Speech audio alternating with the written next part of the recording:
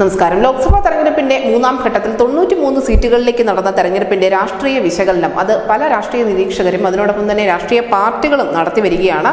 ഈ വിശകലനങ്ങളൊന്നും തന്നെ എക്സിറ്റ് പോളുകളല്ല, മറിച്ച് പാർട്ടികളുടെ വിലയിരുത്തലുകൾ മാത്രമാണ്. അങ്ങനെ BJPക്കുള്ളിലും ഇത് സംബന്ധിച്ചുള്ള ആഭ്യന്തര റിപ്പോർട്ടുകൾ പങ്കുവയ്ക്കപ്പെടുന്നുണ്ട്. നമുക്കറിയാം, ലോക്സഭാ തെരഞ്ഞെടുപ്പിൽ ഏറ്റവും പ്രധാനമായി ആളുകൾ ശ്രദ്ധിച്ച ചില സംസ്ഥാനങ്ങളുണ്ട്.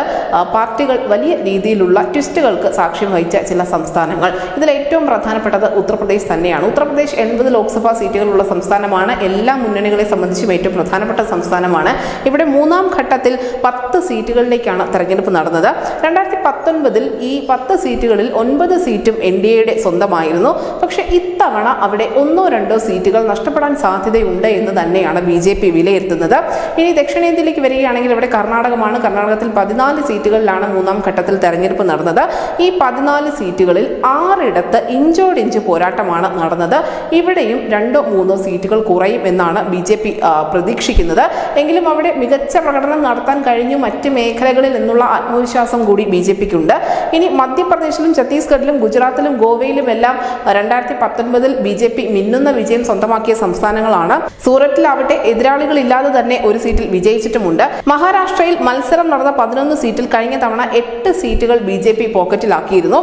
അവിടെ NDA ഇക്കുറി 75% സീറ്റ് നേടും എന്ന് തന്നെയാണ് BJP വിലയിരുത്തുന്നത്.